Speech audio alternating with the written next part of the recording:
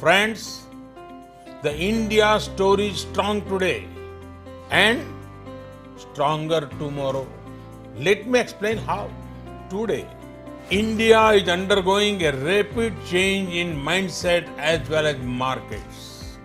Today, the FDI regime has been very well liberalized. We have created a friendly tax regime. We have come up with incentive schemes for champion sectors. Today, India has embarked on a journey of deregulation and decriminalization of various offences under the Companies Act. The reforms in the labor laws greatly reduce the number of labor courts. These reforms will support our efforts to build an Atmanirbhar Bharat or self-reliant India. By working towards self-reliance, we seek to contribute to global good and prosperity. The past 7 years of the Narendra Modi government have seen an underlying theme driving the economic policy of the government: growth that is transformative, that is sustainable, that is healthy, and is equitable.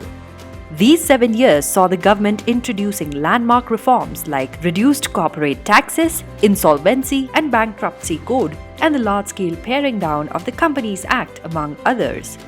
India is now one of the most competitive markets in terms of corporate tax rate.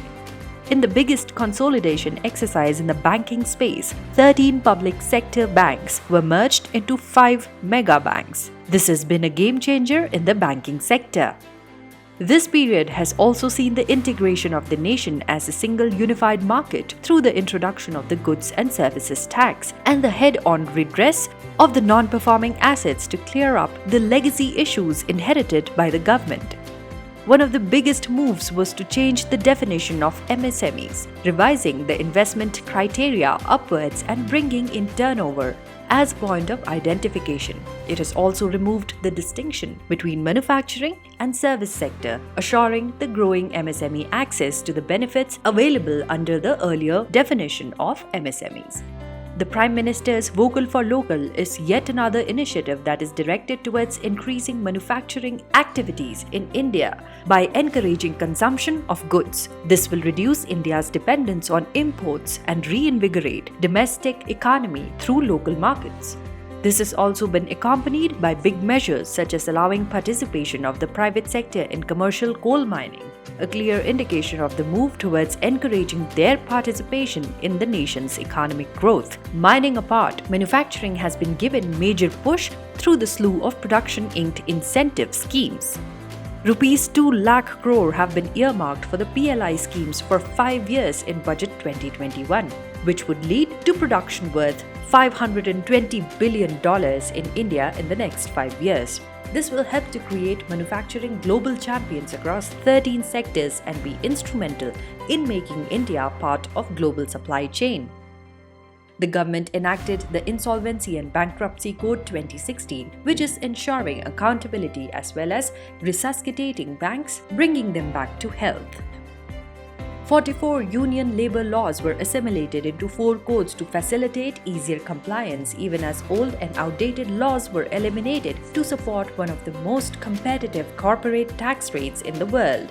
Also, with the decriminalization of 48 sections of the Companies Act and many more steps, the framework to make India the preferred investment destination has been prepared, witnessed by record-breaking FDI investments this year. Forex reserves hit $600 billion mark for the first time, and FPIs also registered record highs. Even during the pandemic, FDI inflow grew to $81.72 billion in 2020-21, the highest ever in India's history.